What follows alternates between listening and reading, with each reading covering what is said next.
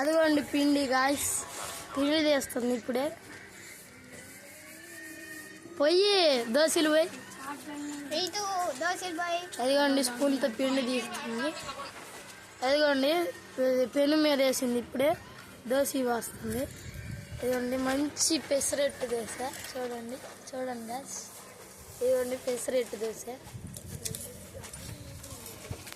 అదిగోండి చేసేది ఈ అమ్మాయే, చూడండి జుర్రితు చెయ్యి. ఇదిగో పెసరట్టు దోశ అండి, ఇది వెరైటీగా చేస్తారు. ఇది అయితే చట్నీ గాయస్, దాంట్లోకి రాగి సంగటి.